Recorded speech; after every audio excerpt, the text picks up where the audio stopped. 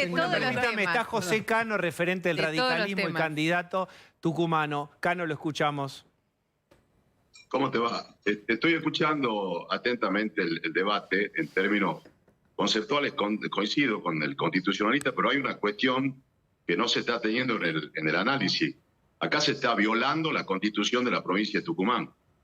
Acá tener una corte absolutamente adicta con punteros del oficialismo tucumano que avalan todo lo que el Ejecutivo pide, terminamos en la Corte Suprema de Justicia de la Nación, porque acá se está violentando 2 artículos de la Constitución Provincial, de la cual Mansur fue presidente en la Convención Constituyente cuando se sancionaron estos artículos. El primero, el artículo 100 de la Constitución, que prevé que el llamado a elección debe ser 2 meses antes de la culminación del mandato. Es decir, cuando asumió Mansur en octubre del 2019, la elección debe convocarse entre agosto y septiembre de este año. Se convocó el 14 de mayo, primer planteo. Convalidado esto por la justicia provincial. Segundo planteo, artículo 90 de la Constitución Provincial, que plantea que la reelección es por un solo periodo y en el caso del vicegobernador queda habilitado para ser candidato a gobernador, que es el caso de Jaldo. En el caso de Mansur, está inhabilitado taxativamente en el artículo 90, planteando que no puede ser candidato, no a vicegobernador, a ningún cargo electivo por un periodo. Entonces, me parece que lo que hay que tener en cuenta es que acá ha habido, por parte del gobierno provincial y por parte de la justicia tucumana, claramente han violentado la constitución de la provincia. Y hay precedentes en la Corte Suprema de Justicia de la Nación, en términos de no inmiscuirse porque son cuestiones de derecho público provincial, o lo que ocurrió en la provincia de Santiago del Estero, o en Río Negro, o en otros casos, donde claramente había una vulneración de la Constitución provincial y la Corte actuó.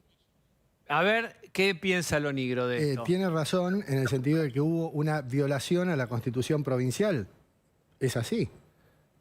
Pero lo tiene que resolver la provincia. Es decir, lo tiene que resolver, en todo caso, la Corte o el Tribunal Superior de la provincia, no la... Espérese, que ahora vuelvo a Felipe. Pero es una Cano, trampa. ¿La Corte Suprema de la provincia de Tucumán puede resolver esto? A ver, se fue en queja la Corte Suprema, porque la Corte Suprema de Justicia de Tucumán avaló este desquicio que plantea el oficialismo que gobierna en Tucumán, y porque aparte de eso, para que ustedes tengan el conocimiento, digamos, el actual presidente de la Corte ha sido secretario del actual vicegobernador cuando era ministro del Interior, ha sido fiscal de Estado de Mansur, el otro vocal de la Corte ha sido fiscal de Estado de Alperovich, el otro fiscal de la Corte ha sido secretario de Alperovich, secretario de Estado, la cuarta vocal de la Corte es sobrina del ministro fiscal, 12 años ministro de gobierno de Alperovich, el que ideó digamos, el arquitecto del sistema judicial que opera en Tucumán, con lo cual, y el que fue 12 años ministro de gobierno es el actual ministro fiscal, con lo cual ustedes interpretarán que la administración de justicia en la provincia de Tucumán está absolutamente coaptada por las decisiones que plantea el oficialismo tucumano. Pedí 2 veces la intervención del Poder Judicial de Tucumán, uno por la causa Tevez y el otro recientemente porque por juicio político se echó del Poder Judicial a un camarista que denunció un apriete del presidente de la Corte en una causa vinculada a Bussi para que la maneje de acuerdo al comportamiento de Bussi con respecto al oficialismo. A ver, lo grabó el constitucional. Sí.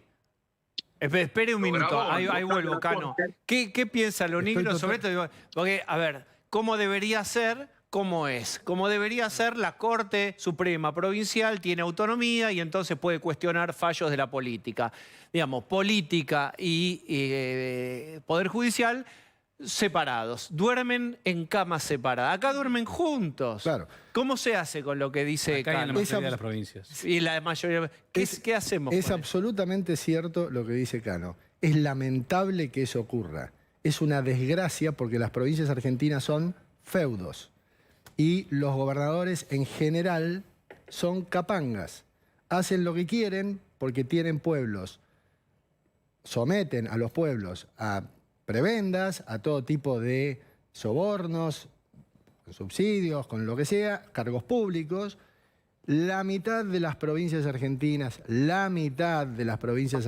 tienen menos de 1 millón de habitantes, son clubes. Bien. Entonces, evidentemente esto que dice Cano es cierto, pero que sea cierto no significa que se pueda meter el gobierno de la nación. ¿Saben por qué? Porque es un Estado federal el que tenemos. Y si no cambiamos la Constitución, hagámoslo unitario y que el gobierno de la nación se meta en todos lados. Pero si usted mismo dice que esa corte no puede resolver porque está viciada para tomar decisiones. Pero no es una facultad que tenga la corte de resolverlo. Lo entiendo perfectamente, pero para decirlo de alguna manera, ¿no es completamente ingenuo su planteo? ¡Epa! Doctor, usted viene a la televisión, ya usted trajo para anotar.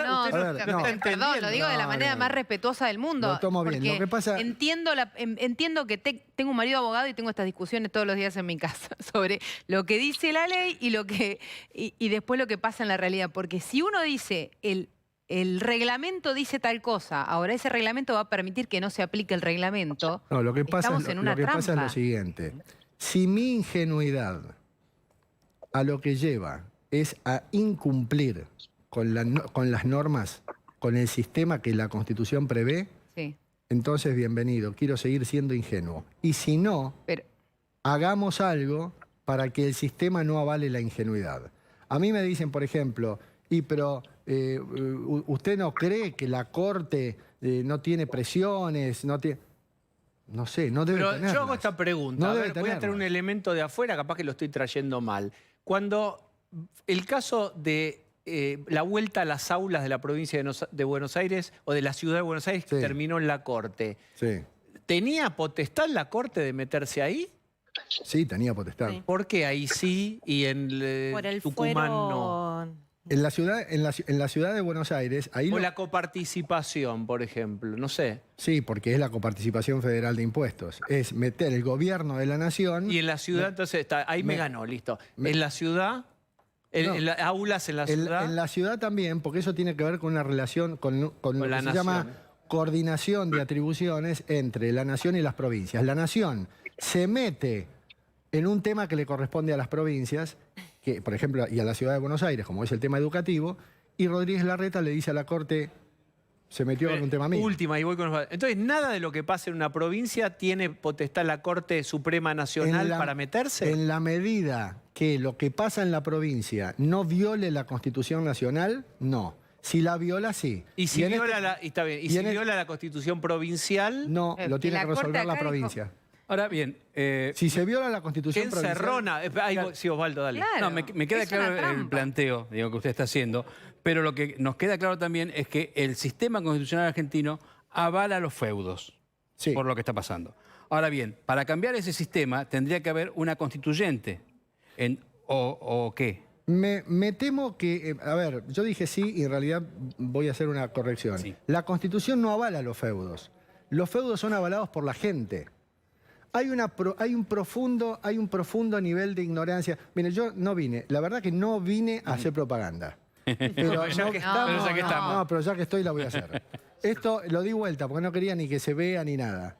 Pero justamente porque creo que hay un notorio grado de ignorancia cívica en las sociedades y más todavía en las provincias, es que a mí, saliéndome del ámbito universitario, yo dije, se me ocurrió escribir un libro para la educación cívica de la gente en general. Bien. Este libro apunta a entender ciertas cosas de cómo funciona el sistema. Ahora, si eso es bueno o no, no lo sé, pero si es malo hay que cambiarlo. Entiendo. Bien. Ahora, estamos en un país donde los chicos terminan el primario sin entender lo que leen, digo, lo cual ya es un problema. Para el libro es un problema. Digo, lo que vemos en la realidad, y por lo que usted mismo está diciendo, es que estas cortes provinciales que son sujetas a los poderes ejecutivos no están dando resultados. ¿Y las dinamitamos? No, por eso no estoy diciendo eso. Lo que estoy diciendo es cómo se hace para haber un mayor nivel de independencia cuando efectivamente no ha sucedido a lo largo del tiempo. ¿Hay que hacer una asamblea constituyente? ¿Con quién? No, una asamblea constituyente a nivel nacional no se puede ni siquiera así evitar que en las provincias haya clientelismo. ¿Sería provincial entonces? Lo Nigro plantea es que esto se cambia con el voto de la gente en las provincias. Con educación. Bueno, pero bien.